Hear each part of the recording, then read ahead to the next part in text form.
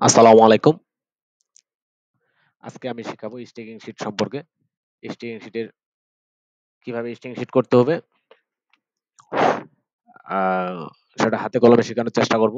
Staking sheet করতে গেলে ১ম এ আপনার একটা স্টেকিং শিটের পাতা নিতে হবে। সেই ফর্মটা নিয়ে স্টেকিং শিট ফর্ম নিয়ে আপনার সেই স্টেকিং শিটে প্রিভিয়াস এর নাম লেখা থাকবে। আমি এখানে ব্ল্যাংক দিলাম। আপনার সেখানে আপনার যে সমস্ত ডাটা দিতে হবে আপনার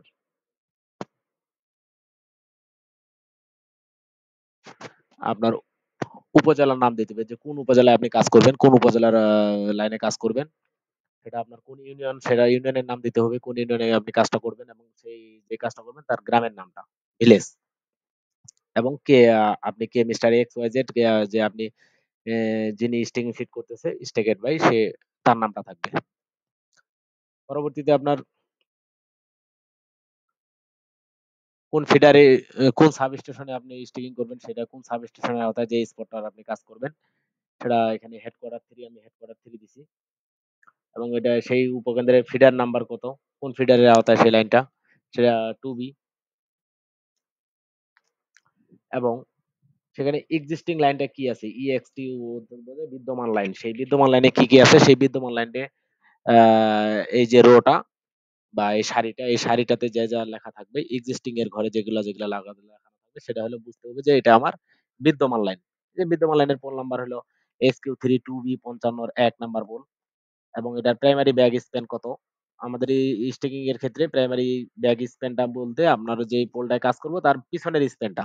যে ওই সোর্সের স্প্যানটা সোর্সের লাইনটুকুই হলো ব্যাগ স্প্যান এবং স্ট্যাকিং এর ক্ষেত্রে সবসময় মিটারে উপস্থাপন করতে হয়। সেই লাইনটা কত মিটারে আমরা ফিটে দেওয়া যাবে না। এখানে শুধুমাত্র মিটারে ক্যালকুলেশন করা হয়। সেই পোলের ক্ষেত্রে সেই পোলটা কোন সাইজের আছে, তার হাইট কত, ক্লাস কত। হাইট অ্যান্ড ক্লাস যে পোলের উচ্চতা কত এবং ক্লাস কত এবং কি পোল, কাঠের পোল, উডেন পোল না এসপিসি পোল। সে উডেনের ক্ষেত্রে আমি উডেন পোল নষ্ট সেজন্য আমি ৩৫ একটা উডেন পোল দিছি। সেখানে পোলে A1 একটা ফিটিংস আছে।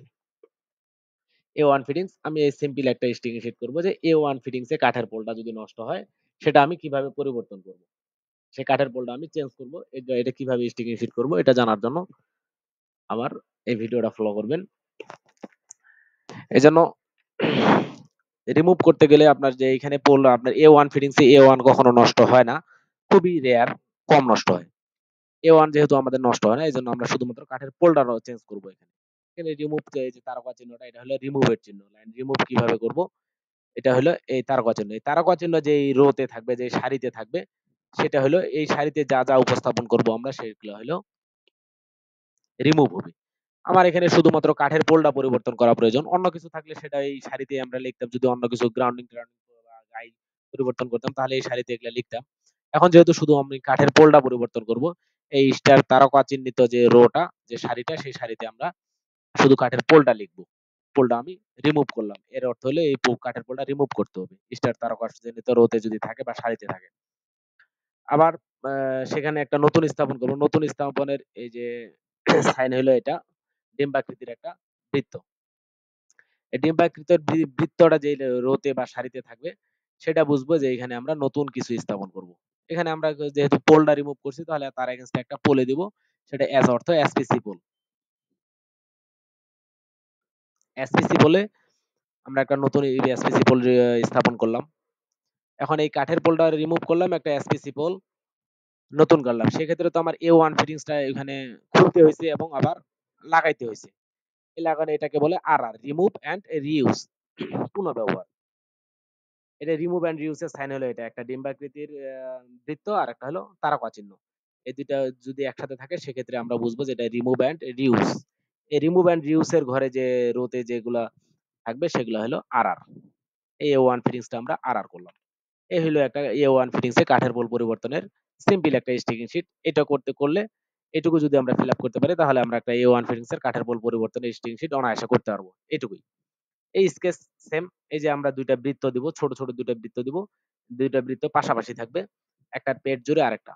একটা এর মধ্যে একটা ভরাট থাকবে আরেকটা ফাঁকা থাকবে। এবং একটা এই যে সিঙ্গেল টার্ম থাকবে।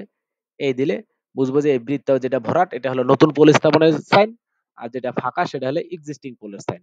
এক্সিস্টিং পোলটা আমরা পরে রিমুভ করব। এখানে স্ট্রিং শিটে বলাই আছে যে এটা রিমুভ করব, আর এটা হলো ভরাট করব। এই পাশে আমরা পোল নাম্বারটা লিখে দিব যে এত নাম্বার পোল এটা। এই সিম্পল এই বিষয়টা জানতে পারলে আমরা খুব সহজে একটা A1 ফিটিংস এর কাঠের পোল পরিবর্তন করতে পারবো। পরবর্তীতে ফিটিংস এর নিয়মিত ফিটিংস এর পরিবর্তন A2 A3 এবং যাবতীয় যতগুলো স্ট্রিং শিট আছে সবগুলো আস্তে আস্তে আমরা শেখাবো। সেই ধারাবাহিকতায় আমার পাশে থাকবেন। ধন্যবাদ। আসসালামু আলাইকুম।